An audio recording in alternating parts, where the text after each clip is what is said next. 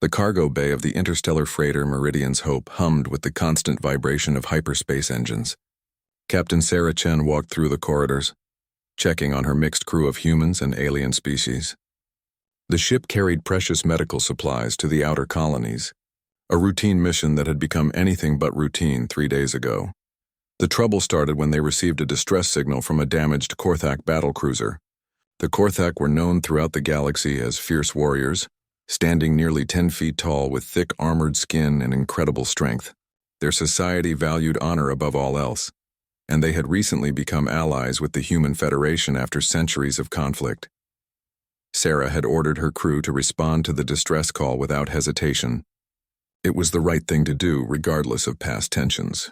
When they pulled the massive alien vessel into their cargo bay, they discovered only one survivor among the wreckage. Commander Vextar was his name, and he was even larger than most of his species. His dark blue skin bore the scars of countless battles, and his forearms ended in claws that could tear through steel. When he regained consciousness in the medical bay, the first thing he did was demand to speak with whoever commanded the vessel. Dr. Martinez, the ship's chief medical officer, had tried to calm the enormous alien. "You need rest," she insisted. "Your injuries are severe." Vexitar's response was to grab the medical bed with all 4 hands and tear it from its moorings. "Where's your leader?" he roared, his voice echoing through the ship's corridors. "I will not be treated like a weakling." The crew had scattered, some hiding behind bulkheads, others reaching for weapons. Only Sarah had stepped forward, her small human frame dwarfed by the massive alien warrior. She was barely 5.5 feet tall, thin from years of space travel and simple rations. Next to Vextar, she looked like a child confronting a mountain. "I'm Captain Chen," she said calmly. "Welcome aboard my ship." Vextar's 6 eyes focused on her with surprise. In Korthak culture, only the strongest warriors commanded vessels. He had expected to face another massive alien or perhaps a heavily armed human in power armor. Instead, he found himself looking down at what appeared to be one of the smallest, most fragile creatures he had ever encountered. "You?" he said, his voice filled with disbelief. "You command this vessel?" Sarah nodded. "That's right. And you're injured, so you're going to sit down and let my medical team take care of you." The alien warrior's forearms tensed. In his culture, showing weakness was the ultimate shame. Being cared for by what he perceived as a weak creature was beyond insulting. "I need no help from your kind," he snarled. "Korthak warriors do not accept charity from the weak." The tension in the medical bay was thick enough to cut. Dr. Martinez and her team had backed against the walls. Through the doorway, other crew members watched nervously. Vextar was easily capable of killing everyone in the room, and his body language suggested he was considering it. Sarah took a step closer. "Sit down," she repeated, her voice steady. "That's an order." Vextar's roar of laughter shook the bulkheads. "Order? You give me orders?" "I am Vextar, Blade of the 7th Fleet, Crusher of Enemies. I have conquered 12 worlds and slain 1,000 foes in personal combat." He leaned down, bringing his scarred face close to hers. "What have you done, little human?" Sarah didn't flinch. She looked directly into his 6 eyes and spoke in a calm, clear voice. "I saved your life." The words hung in the air between them. Vextar straightened slowly, his massive frame towering over her. According to Korthak honor codes, she was right. He owed her a life debt, but the idea of owing anything to such a small, seemingly weak creature was incomprehensible to him. "You mock me," he said finally. "Your ship found my vessel by accident. Your crew pulled it aboard for salvage." "There was no heroism in this," Sarah shook her head. "We received your distress signal while we were 12 hours ahead of you on our route. We turned around, lost a full day of travel time, and used expensive fuel to reach you. We could have ignored the signal. We could have reported your position and let someone else handle it. Instead, we came back." She gestured to the medical bay around them. "This isn't our standard sick bay. This is our emergency surgical suite. Dr. Martinez and her team have been working for 18 hours straight to keep you alive. They used medical supplies worth more than most people make in a year." Vextar's eyes narrowed. "Why? What do you gain from this?" "Nothing," Sarah replied simply. "That's what you don't understand. We didn't save you for profit or politics or strategy. We saved you because it was right." The alien warrior was silent for a long moment. In his experience, every action had a purpose. Every kindness hid a motive. The idea of risking resources and time for no gain was alien to him. "Your species is weak," he said finally, But there was less conviction in his voice. Sarah smiled slightly. Maybe, but we're still here, aren't we? Humans have spread across the galaxy, built alliances with dozens of species, and survived wars with others. We must be doing something right. Vextar studied her carefully. There was something in her posture, something in the way she stood unflinching before him that reminded him of the greatest warriors he had known. It wasn't physical strength or intimidation. It was something else entirely, something he was beginning to recognize as a different kind of courage. "You are not afraid," he observed. "No," Sarah agreed. "I'm not. You should be. I could kill you before your crew could react." Sarah nodded. "Probably. But you won't. How can you be certain?" For the first time, Sarah's expression hardened slightly. "Because if you were the kind of warrior who would repay rescue with murder, you would have died in that wreckage.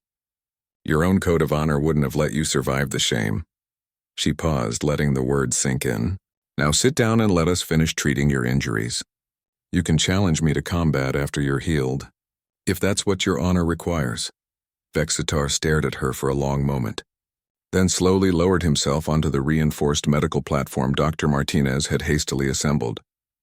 "You are a strange creature, Captain Chen." "So I've been told," Sarah replied, stepping back to let the medical team resume their work. "Get some rest, Commander. We'll reach the nearest Korthak station in 2 days." As the medical team began working again, Vextar found himself watching the small human captain with new eyes. Perhaps there were different kinds of strength in the galaxy than he had previously understood. Over the next day, Vextar found himself in an increasingly uncomfortable situation. The human medical team treated him with professional care, but it was their captain's behavior that truly puzzled him. Sarah Chen visited the medical bay several times, not to interrogate him or assert dominance, but simply to check on his recovery. "How are you feeling?" she asked during her morning rounds, carrying a cup of coffee that filled the air with an unfamiliar but pleasant scent. Vexitar was sitting upright on the reinforced medical platform, his wounds healing rapidly thanks to Korthak physiology and human medical technology. "I am adequate," he replied carefully. Sarah noticed his hesitation. "Something bothering you?" The question caught him off guard. In Korthak society, admitting to mental discomfort was almost as shameful as showing physical weakness. But something about the human's direct manner made him want to respond honestly. "Your behavior confuses me," he said finally. "You show no desire to claim dominance over me, yet you saved my life. You ask about my comfort, yet you gain nothing from my answers. I do not understand your motivations." Sarah pulled up a chair, a gesture that brought her closer to eye level with the seated alien. "Maybe that's the problem," she said thoughtfully. "You're looking for motivations that don't exist." "All actions have motivations," Vexitar insisted. "This is the nature of intelligent beings." "True," Sarah agreed. "But motivations aren't always selfish. Sometimes we do things because they feel right, even when they cost us something." Vextar's forearms moved restlessly. "Your species must be weak if you can afford such luxury." Sarah's laugh was unexpected and genuine. "Weak? Commander, let me tell you something about humans."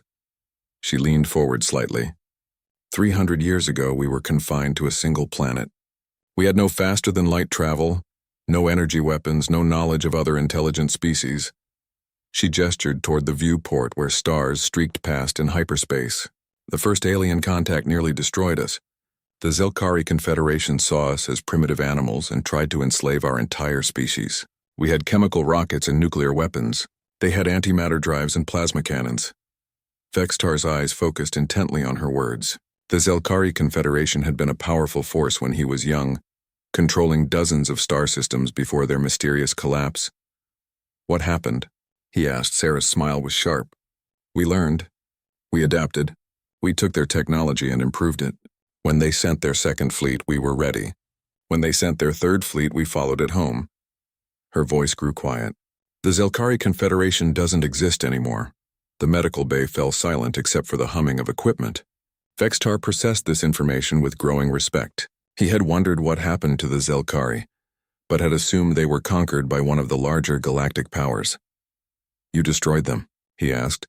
"We defended ourselves," Sarah corrected. "But yes, when they refused to stop their attacks, we ended their ability to threaten anyone ever again." She paused. "The point is, we didn't win through superior firepower or advanced technology. We won because we refused to give up and because we fought for something more than just conquest. Dr. Martinez approached with a scanner, interrupting the conversation. Excuse me, Captain. I need to check his neural pathways for any remaining damage from the crash. As the doctor worked, Vextar found himself thinking about the human's words. In Korthak society, strength was measured by personal combat ability and the capacity for destruction. But perhaps there were other measurements of strength that he had never considered. Doctor, he said suddenly, why did you work so hard to save me? Dr. Martinez looked up from her scanner. Because you were injured and needed help, she said simply. That's what doctors do. But I am not of your species. Before our recent alliance, Korthak and humans were enemies for centuries. My people killed many of yours. The doctor's expression grew serious. Yes, they did. And humans killed many, Korthak. But you didn't kill anyone on my ship and I didn't fight in those wars. She resumed her scanning. Besides, the war is over. Now we're supposed to be allies. Supposed to be? Vextar caught the phrasing. Sarah answered before the doctor could respond. Not everyone on either side is happy about the peace treaty.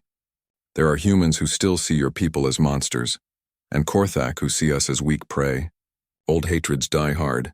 And what do you see us as? Vextar asked. Sarah considered the question carefully. Potential friends if we can get past our differences. Valuable allies if we can learn to trust each other. But mostly I see you as people trying to find their place in a galaxy that's changing whether they like it or not. Her honesty was refreshing, but also troubling. Vextar had been raised to believe that all interactions were essentially contests of dominance. The idea that someone might see him as a potential friend rather than a threat, or a tool, was foreign to his experience. Your species thinks very differently than mine, he observed. That's not necessarily bad, Sarah replied. Different perspectives can be valuable.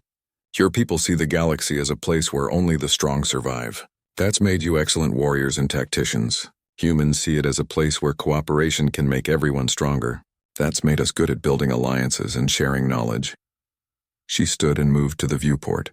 Out there we're all just tiny specks of life in an enormous, mostly empty universe. We can spend our time fighting each other or we can work together to build something better. Vextar followed her gaze to the stars. And you believe working together makes you stronger? I know it does, Sarah said firmly. This ship has a crew of 47 beings from 12 different species. Each one brings unique skills and perspectives. My engineer is a crystalline who can interface directly with quantum processors. My navigator is a cetacean whose spatial awareness is perfect across 11 dimensions. My weapons specialist is a former Korthak Marine who understands tactical systems better than anyone I've ever met. She turned back to face him. Alone, each of them is formidable in their area of expertise. Together they make this ship capable of things that would be impossible for a single species crew. Vextar was quiet for a long moment. This Korthak weapons specialist. He serves under your command willingly. Sergeant Krell volunteered for this assignment, Sarah confirmed. He says working with humans has taught him new ways to think about problems. He's developed 3 new tactical doctrines that are now standard in the Korthak fleet. The implications of this were staggering to Vexitar. A Korthak warrior serving under alien command and contributing to alien military doctrine was almost unthinkable in his worldview. Yet Sarah spoke of it as if it were perfectly normal. I would like to meet this Sergeant Krell, he said finally. Sarah smiled. I'll arrange that. But first, let Dr. Martinez finish her examination. According to the scans, you should be fully recovered by tomorrow. As the medical team continued their work, Vextar found himself looking forward to the conversation with the Korthak sergeant. Perhaps there was more to learn about the nature of strength than he had previously imagined. The next morning, Vextar was declared medically fit by Dr. Martinez. His wounds had healed completely, and his strength had returned to normal levels. As he stood in the medical bay testing the flexibility of his forearms, Captain Chen arrived with another Korthak in tow. Sergeant Krell was smaller than Vextar, but still impressive by human standards. His blue-gray skin bore the ritual scars of a veteran warrior, and his eyes held the alertness of someone who had survived countless battles. What surprised Vextar most was the casual way he interacted with the human captain. Commander Vextar, Krell said, offering the traditional Korthak greeting by crossing his forearms over his chest. I am honored to meet a blade of the 7th Fleet. Vextar returned the greeting, but his confusion was evident. Sergeant Krell, Captain Chen tells me you serve aboard this vessel willingly. Krell's mandibles clicked in what humans had learned to recognize as Korthak amusement. More than willingly, Commander. This assignment has been the most rewarding of my career. How can this be? You serve under an alien commander, surrounded by species that were our enemies for generations. Sarah excused herself, sensing that the two Korthak needed to speak privately. I'll be on the bridge if you need anything, she said, leaving them alone in the medical bay. Krell waited until she was gone before speaking. Commander, may I ask what you know about human military doctrine? They rely on superior technology and numerical advantages, Vextar replied automatically. Their individual warriors are weak, so they overwhelm enemies with coordinated attacks and heavy weapons. That is what I thought before I came here, Krell agreed. But I was wrong. Humans do not fight like us, but they are not weak. They are something else entirely. Vexitar's interest was piqued. Explain. Krell moved to the viewport, gazing out at the stars. 3 months ago, we encountered a pirate fleet while escorting medical supplies to a plague-stricken colony. 20 ships against our 1. According to Korthak doctrine, we should have retreated and called for reinforcements. Obviously, the correct choice, Vextar agreed. That is what I told Captain Chen, Krell continued. Do you know what she said? She said the people on that colony couldn't wait for reinforcements. They were dying while we debated tactics. His forearms gestured emphatically. She ordered us to attack. Vextar's eyes widened. Suicide? That is what I thought. But I have learned that humans define impossible differently than we do. Krell turned back to face his superior. The captain had studied the pirates' formation, their ships, their weapons. She had identified 17 specific weaknesses in their deployment.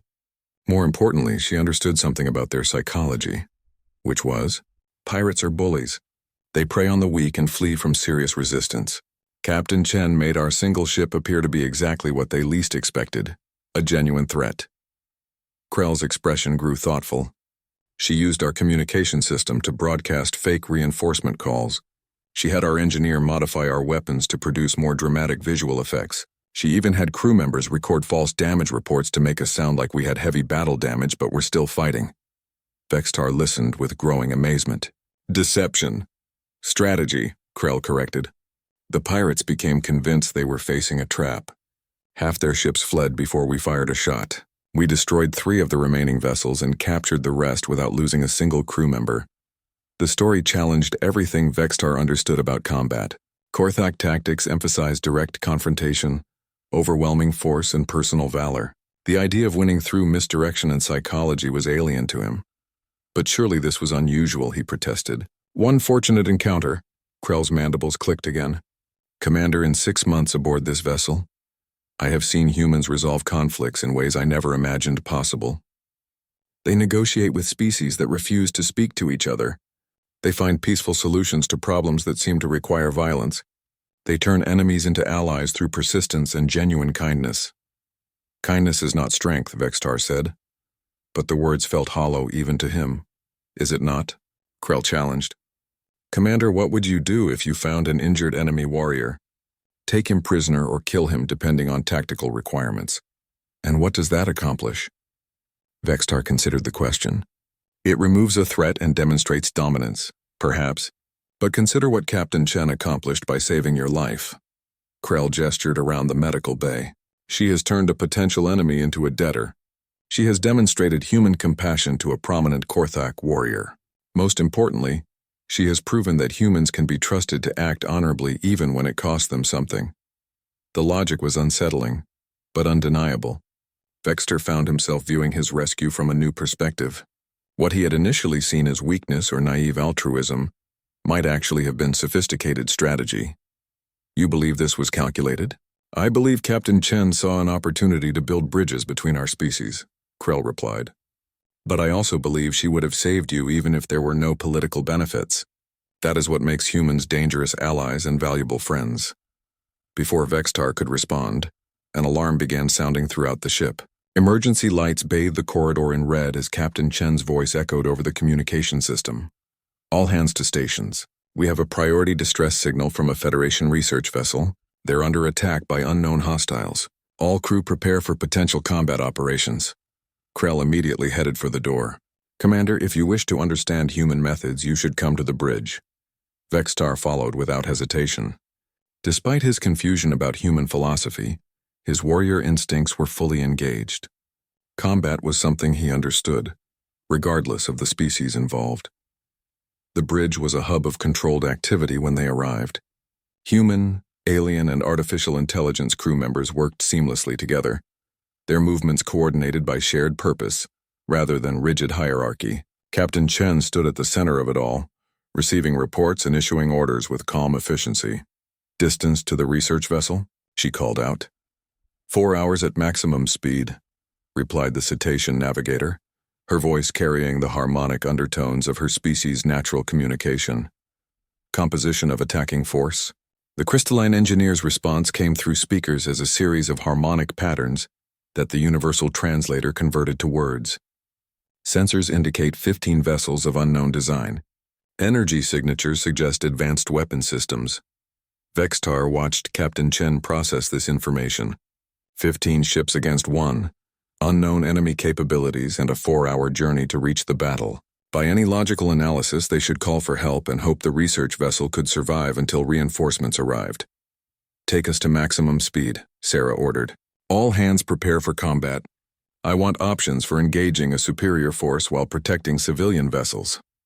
As the crew sprang into action, Vextar realized he was about to witness another demonstration of human tactical thinking.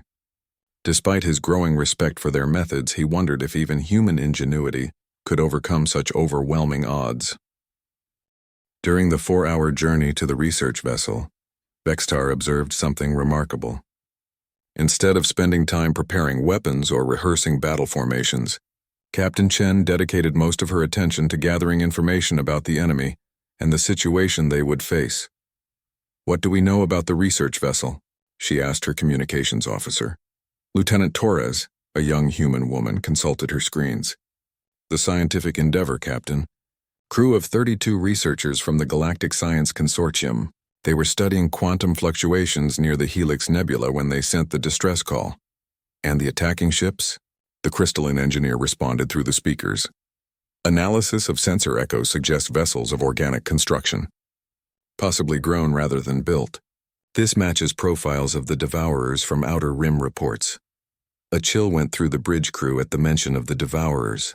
Vextar had heard rumors of this species during his military service, but had never encountered them directly. They were said to be a nomadic race that consumed other civilizations, literally eating both their populations and their technologies. How certain are we? Sarah asked. Probability exceeds 90% based on energy signatures and hull composition, the engineer replied. Sarah nodded grimly. That explains why they haven't responded to any communication attempts. Devourers don't negotiate. She turned to address the entire bridge crew.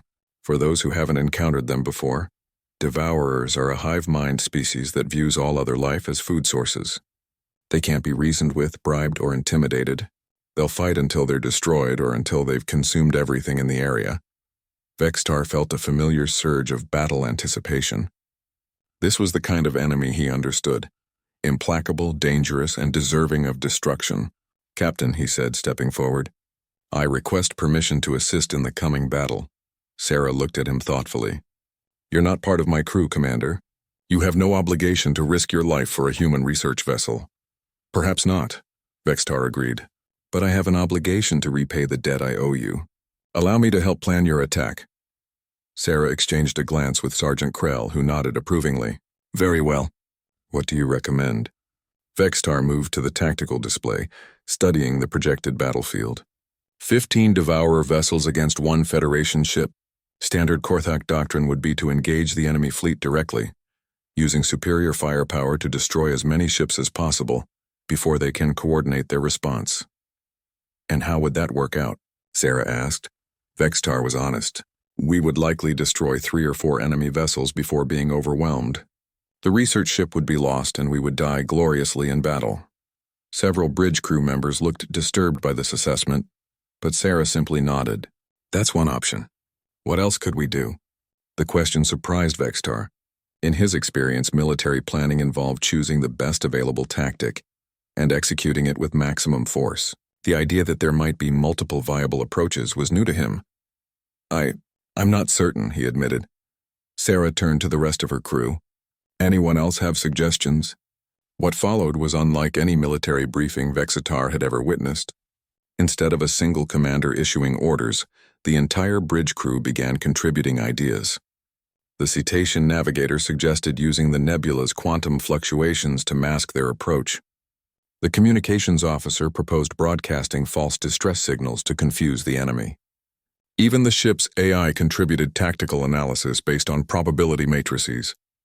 The key problem, Sarah said after listening to all suggestions, is that we can't win a straight fight, and we can't protect the research vessel while engaging 15 ships simultaneously. She paused, studying the tactical display. Unless we change the nature of the engagement. Explain, Vexitar requested. Sarah highlighted several points on the display. Devourers attack in swarms because it's efficient. They overwhelm individual targets and consume them quickly. But what if the target wasn't where they expected it to be? She manipulated the display to show the positions of all ships involved. The research vessel is currently hiding in the nebula's electromagnetic shadow. The Devourers are conducting a search pattern, but they haven't found it yet. They will locate it soon, the crystalline engineer reported. Their search grid is 60% complete. Then we need to give them something else to find, Sarah said with a slight smile. Lieutenant Torres, can you modify our transponder to match the research vessel's signature? The communications officer's eyes widened with understanding. You want us to impersonate them? Better than that. I want us to lead the entire Devourer fleet on a chase through the most dangerous part of the nebula, while the real research vessel escapes. Vexitar studied the tactical implications. Captain, this plan requires us to enter an area of space known for destroying any vessel that approaches. The quantum fluctuations in the nebula core would tear apart our hull. Not if we time it right, Sarah replied. The fluctuations follow predictable patterns. Our navigator can plot a course that uses the fluctuations as weapons against our pursuers. The Cetacean navigator's harmonic voice filled the bridge. Possible, but extraordinarily dangerous. Timing must be precise within microseconds. Can you do it? Yes, Captain. But the pursuing vessels would need to follow our exact path to be destroyed by the fluctuations. Devourers are not known for their scientific curiosity. Sarah's smile grew broader. That's where Commander Vexitar comes in. She turned to the Korthak warrior. How would you react if an enemy ship fled into dangerous space? Vexitar considered the question. I would pursue immediately, assuming they were trying to escape. Even if it might be a trap. Especially if it might be a trap. Korthak warriors do not flee from danger, even when wisdom suggests caution. And how do Devourers typically behave in combat? Understanding dawned on Vexitar's features. They are even more aggressive than Korthak. They would follow us into the nebula core without hesitation, believing they could overpower any trap. Exactly. We'll lead them into the quantum fluctuation zone, then use our superior navigation to escape while they're destroyed by natural forces. Sarah turned back to her crew. How long until we reach the research vessel's position? 37 minutes, the navigator replied. And how long to modify our transponder? 15 minutes, Lieutenant Torres answered. Sarah nodded. Make it happen. Sergeant Krell, I want our weapons ready but not powered up. We need to look like a helpless research vessel until the trap is sprung. As the crew began implementing the plan, Vexitar found himself impressed despite his reservations.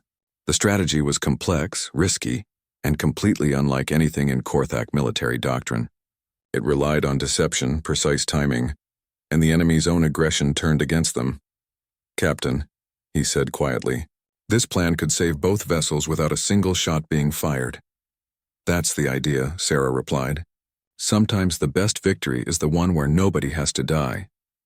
Vexitar watched the crew prepare for the most unconventional battle of his military career, beginning to understand that human strength might be more profound than he had ever imagined. The plan began to unfold with precision that amazed Vexitar. As the Meridian's Hope approached the nebula, Lieutenant Torres successfully modified their transponder to broadcast the research vessel's identification codes. To any scanning system, they would appear to be the scientific endeavor attempting to escape the area. Research vessel located, came the report from sensors. They're hiding in grid section 7 Gamma, approximately 2 million kilometers from our current position. Sarah opened a secure communication channel. "This is Captain Chen of the Federation freighter Meridian's Hope. We're going to draw the Devourers away from your position. When you see them pursuing us, head directly for the nearest Federation outpost." The response came through crackling static from the nebula's interference. "Captain Chen, this is Dr. Yamoto aboard the Scientific Endeavor. You can't take on 15 Devourer ships? We should call for military support." "No time," Sarah replied. "They'll find you within the hour. Trust us, Doctor. We have a plan." Before the research team could object further, Sarah cut the connection and turned to her crew. "All hands prepare for emergency maneuvers. Navigator, lay in the course through the quantum fluctuation zone." The cetacean's harmonic voice carried notes of concern. "Captain, I have plotted 17 possible paths through the fluctuation field. Only one offers reasonable survival probability." "Define reasonable," Sarah asked. 63% chance of hull integrity maintenance if timing is perfect. 37% if any variables exceed calculated parameters. Vextar's forearms crossed involuntarily. In Korthak military doctrine, any operation with less than 80% survival probability was considered too risky to attempt. "Captain, these odds are unacceptable." Sarah turned to look at him. "Commander, what are the odds of the research team surviving if we don't act?" Vextar considered the question honestly. 0%. Devourers do not take prisoners. "Then 63% is infinitely better than 0%, Sarah said simply. "Besides, our navigator is the best in the Federation. If anyone can thread that needle, it's her." "Devourer fleet has detected us," reported the sensor operator. "They're changing course to intercept." On the main screen, Vextar could see the enemy ships for the first time. They were unlike anything in his military experience. Organic vessels that seemed to have been grown rather than built. Their hulls pulsed with bioluminescent patterns, and weapon ports opened like hungry mouths along their sides. 15 vessels confirmed, Sergeant Krell reported from the weapons station. Each approximately twice the size of our ship, with energy signatures indicating biological weapon systems. "They're beautiful in their own way," Dr. Martinez commented from her position at the science station. "Like deep-sea predators evolved for space combat." "Beautiful and deadly," Sarah agreed. "Time to intercept?" 8 minutes at current speed, the navigator replied. Sarah activated the ship-wide communication system. "All hands, this is the captain. We're about to attempt a very dangerous maneuver to save the research team. Everyone not essential to bridge operations should report to the reinforced sections and secure themselves." As crew members hurried to safety positions, Vextar found himself studying the human captain with new respect. She was calm, decisive, and completely focused on the task ahead. There was no bravado or false heroics, just professional competence in the face of overwhelming danger. "Commander," she said, noticing his observation, "would you like to take the tactical station? Your experience with fleet combat could be valuable." Vextar moved to the tactical controls, his 4 hands instinctively finding the weapon targeting systems. "Weapons are charged and ready, Captain." "Good. But remember, we're playing the part of a helpless research vessel. No aggressive maneuvers until we reach the fluctuation zone." The next few minutes passed with agonizing slowness as the Devourer fleet closed the distance. Vextar watched their formation with professional interest, noting their coordination and tactical discipline. Despite their alien nature, they moved like experienced predators. "They're hailing us," Lieutenant Torres reported. "Audio only, and it's disturbing." "Put it through," Sarah ordered. The sound that filled the bridge was unlike anything Vextar had ever heard. It was part growl, part whistle, and part electronic screech. The universal translator struggled to convert it into words. "Food things flee. Consumption approaches. Resistance futile. Surrender submit for processing. They want us to surrender so they can eat us more efficiently," Dr. Martinez translated with disgust. "Not happening," Sarah replied firmly. "Torres, send them a message. We are a Federation science vessel conducting research under interstellar law. Your attack is unprovoked and illegal." The response was immediate and chilling. "Law concepts irrelevant. Flesh sustenance required. Pursuit continues." "Well, we tried diplomacy," Sarah said dryly. "Navigator, how long until we reach the fluctuation zone?" 3 minutes at current speed. Devourer intercept in 1 minute 40 seconds. The mathematics were close but not close enough. The Devourers would catch them before they reached the safety of the quantum fluctuation field. Vextar's tactical training kicked in as he calculated angles of attack and defensive options. Captain, they will be within weapons range in 30 seconds. Should I return fire?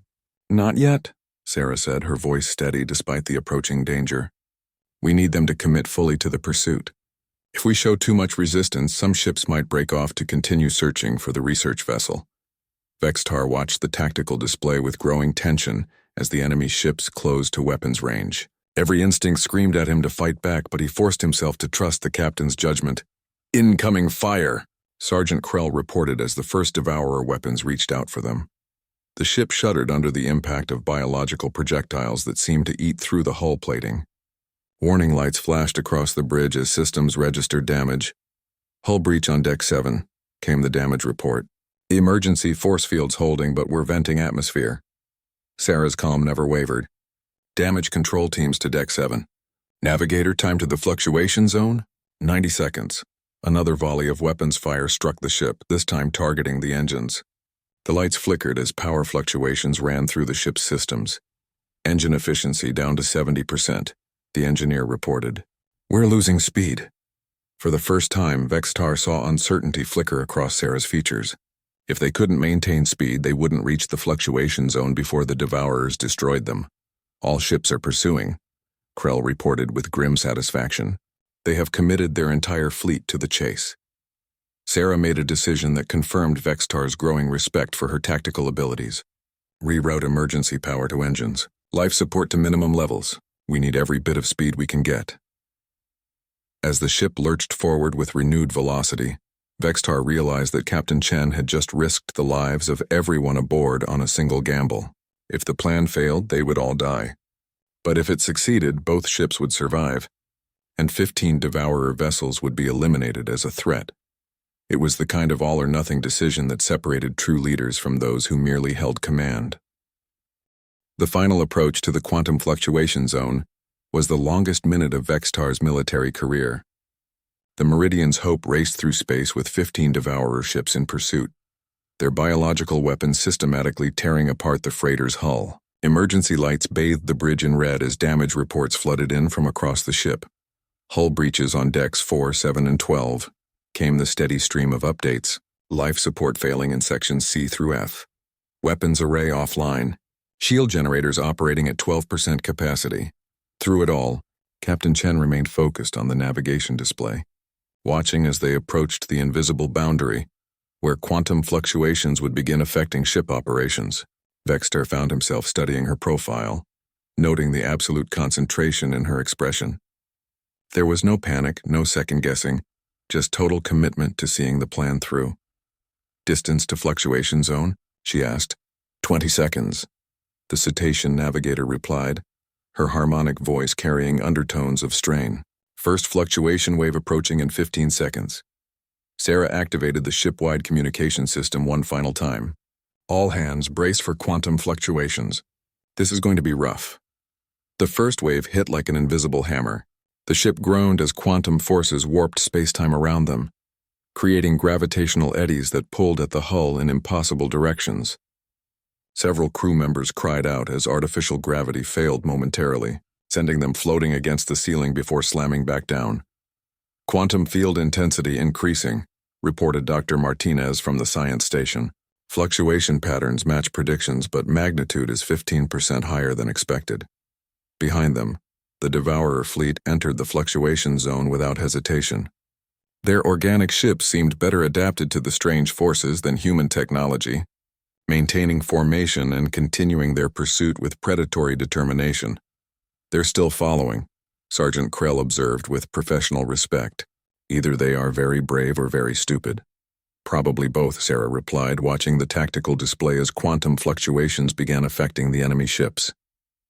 Navigator, are we on course for fluctuation sequence 7 Alpha? Confirmed, Captain. 30 seconds until the primary wave intersection.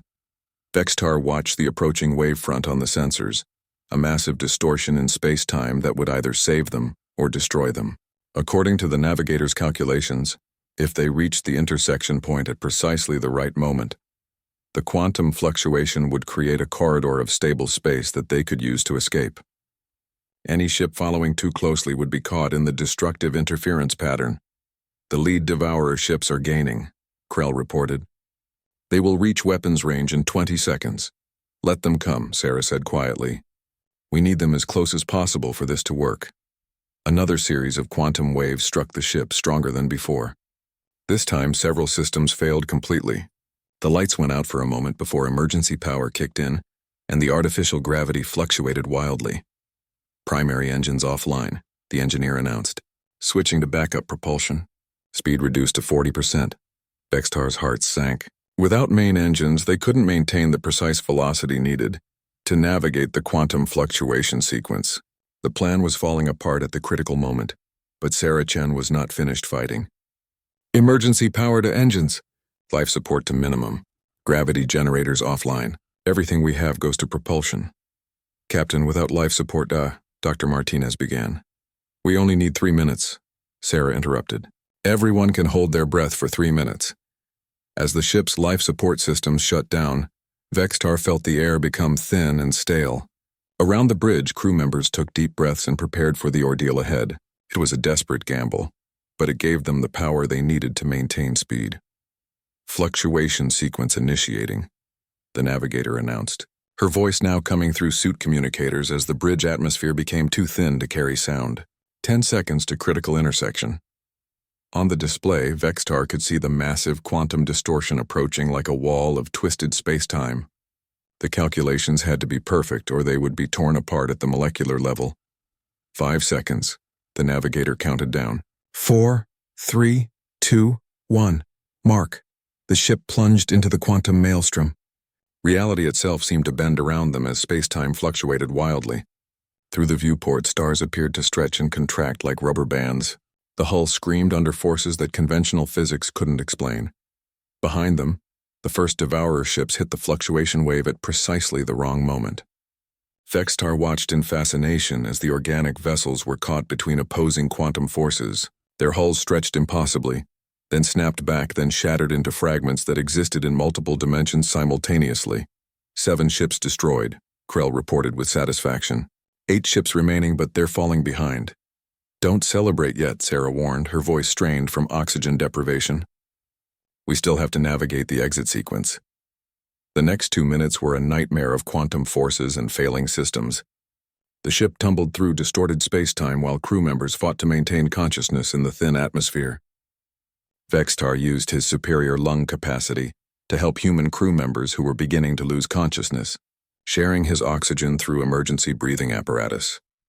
Finally, incredibly, they emerged from the fluctuation zone into normal space. The navigator immediately began restoration of life support systems while Sarah checked on her crew. Damage report, she called out as oxygen flooded back into the bridge. Extensive hull damage, but structurally sound, the engineer replied. Life support restored. Main engines will need significant repair, but backup propulsion is functional. And the Devourers? Sergeant Krell studied his sensors carefully. 15 ships entered the fluctuation zone. 3 ships emerged. They are heavily damaged and fleeing the area. Vextar stared at the tactical display in amazement. They had eliminated 12 enemy ships without firing a single shot, using nothing but physics and precise navigation. It was the most impressive tactical victory he had ever witnessed. Captain, came a transmission from the rescued research vessel. This is Dr. Yamoto. Our sensors show the Devourer fleet has been destroyed. How did you manage such an incredible feat? Sarah smiled tiredly as she collapsed into her command chair. We use their own aggression against them, Doctor. Sometimes the best weapon is the enemy's unwillingness to back down. As the crew began repairs and damage assessment, Vextar found himself approaching Captain Chen with something approaching awe. Captain, he said formally, I have witnessed many battles in my career, but I have never seen anything like what you accomplished here. Sarah looked up at him with exhausted eyes. Thank you, Commander. Though I have to admit, there were several moments when I thought we weren't going to make it. But you never showed that doubt to your crew, Vextar observed. You maintained confidence even when the situation seemed hopeless. A captain's job isn't to have all the answers, Sarah replied. It's to keep everyone focused on finding solutions instead of dwelling on problems. She paused, studying his expression. What are you thinking? Vextar considered his words carefully. I am thinking that I have much to learn about the nature of strength, Captain. And I would be honored to learn it from you. 3 days later, the Meridian's Hope limped into the nearest Federation station for repairs. Word of their encounter with the Devourer fleet had spread quickly through official channels, and they were greeted by a crowd of reporters, military officials, and curious civilians. The story of how a single freighter had eliminated 12 enemy ships through tactical brilliance rather than firepower was already becoming legendary. Vextar stood beside Captain Chen as they disembarked, watching the chaos of media attention with bemusement. In Korthak society, military victories were celebrated with formal ceremonies and ritual combat displays. This human custom of immediate public scrutiny was foreign to him, but he was beginning to understand its purpose. Captain Chen called out a reporter. How does it feel to have saved 32 researchers and eliminated a major devourer threat? Sarah's response was characteristically modest. It feels good to have everyone home safe. The real heroes are my crew, who performed flawlessly under impossible conditions. Another reporter pushed forward. Is it true that you had a Korthak warrior aboard during the battle? How did that collaboration work? Sarah glanced at Vextar, who nodded his permission to speak freely. Commander Vextar provided valuable tactical insight throughout the mission. His experience and perspective were crucial to our success. The questions continued for several minutes before security personnel managed to clear a path through the crowd. As they walked toward the station's administrative complex, Vextar found himself reflecting on the events of the past week. Captain, he said quietly, I have a confession to make. Sarah looked at him with curiosity. What's that? When I first regained consciousness aboard your ship, I believed you and your crew were weak. I thought human compassion was a liability that would be exploited by stronger species. Vextar paused, choosing his words carefully. I was completely wrong. They had reached the privacy of the station commander's office where Admiral Harrison was waiting to debrief them on the Devourer encounter. But before entering, Sarah stopped to address Vexitar's comment. You weren't entirely wrong, she said thoughtfully. Humans can be exploited. Our desire to help others does sometimes cost us. We make mistakes when we trust the wrong people, or try to solve problems that can't be solved peacefully. Then why continue? Vextar asked. Why not adopt a more aggressive approach like my people? Sarah smiled. Because the costs of compassion are usually temporary, while the benefits compound over time. Every species we've helped becomes a potential ally. Every enemy we've shown mercy to becomes less likely to attack us again. Every act of kindness creates the possibility for future cooperation. She gestured toward the bustling station around them. Look at this place. Dozens of species working together, sharing knowledge and resources, building something greater than any of them could achieve alone. That didn't happen because we were the strongest or most aggressive. It happened because we convinced others that cooperation was more profitable than conflict. Admiral Harrison emerged from his office, interrupting their conversation.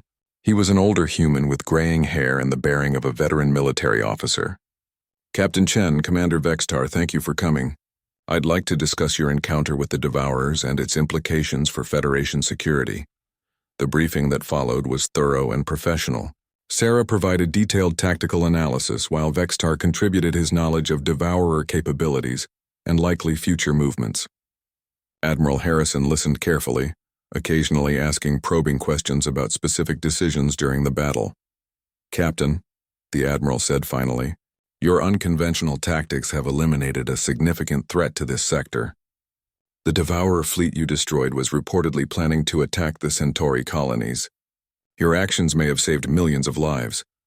Just doing my job, Admiral, Sarah replied. Perhaps, but you went well beyond the call of duty. Admiral Harrison turned to Vextar. Commander, I understand you're officially listed as a rescued passenger rather than a crew member. Is that correct? Vextar exchanged glances with Sarah before responding. That is correct, Admiral. I am assigned to the Korthak 7th Fleet and was returning from a diplomatic mission when my ship was damaged. I see. Well, your government has requested immediate transport back to Korthak space. A military vessel is standing by to take you home. The Admiral paused. Unless you have other plans? The question hung in the air. Vextar understood that this was a moment of decision that would shape the rest of his life. He could return to the Korthak fleet, report on his experiences, and continue his military career. Or he could choose a different path entirely. "Admiral," he said slowly, "I would like to formally request assignment to the Federation exchange program. Specifically, I would like to serve aboard Captain Chen's vessel." Sarah's eyes widened with surprise while Admiral Harrison raised his eyebrows. "That's unusual, Commander. May I ask what prompted this decision?" Vextar thought about everything he had witnessed over the past week. The medical team that had saved his life without expectation of reward. Sergeant Krell, who had found purpose and fulfillment serving alongside aliens. Captain Chen, who had faced impossible odds with courage and ingenuity rather than brute force. "I have learned that strength takes many forms, Admiral. Physical power and aggressive tactics are valuable, but they are not the only path to victory. I believe my people and I have much to learn from human methods." He turned to Sarah. "Captain, if you will have me, I would be honored to serve under your command. I promise to follow your orders and uphold your principles, even when they conflict with my instincts." Sarah was quiet for a long moment, considering the implications. Taking on a Korthak warrior as a permanent crew member would be unprecedented. It would require extensive paperwork, cultural sensitivity training, and probably months of adjustment for everyone involved. "Commander," she said finally, "serving aboard a Federation vessel means accepting Federation values. That includes respect for all sentient life, peaceful resolution of conflicts when possible, and absolute commitment to the welfare of civilian populations. Can you accept those principles?" "I can and I do," Vextar replied without hesitation. "You have shown me that these principles do not represent weakness, but rather a different kind of strength. A strength that builds rather than destroys, that creates rather than consumes." Admiral Harrison nodded approvingly. "Very well. I'll contact Korthak Command and arrange for the transfer paperwork. Captain Chen, you'll need to submit formal recommendations for integration protocols." As the meeting concluded and they prepared to leave, Sarah placed a hand on Vextar's massive arm. "Commander, I want you to understand what you're getting into. This won't be easy. You'll be challenged every day to think differently about problems you thought you understood. There will be times when you question everything you believed about strength and honor and purpose." Vextar's mandibles clicked in what humans had learned to recognize as determined amusement. "Captain, 3 days ago I thought humans were weak creatures who survived through luck and superior technology. Today I believe your species may be the strongest I have ever encountered." He paused, looking out at the diverse crowd of beings working together throughout the station. "If I can change that much in 3 days, I look forward to seeing what I might learn in 3 years." As they walked back toward their ship, now surrounded by repair crews from a dozen different species working together to restore it to full functionality, Vextar reflected on the strange journey that had brought him here. He had been rescued by beings he once considered inferior, had witnessed tactical brilliance from a captain he had initially dismissed, and had chosen to abandon everything familiar in pursuit of a new understanding of what it meant to be truly strong. For the first time in his life, Vextar looked forward to being proven wrong again and again, as he learned that the galaxy was far more complex and wondrous than any single species could understand alone. The human capacity for growth, adaptation, and cooperation might indeed be the most powerful force in the universe, and he was eager to be part of that incredible strength.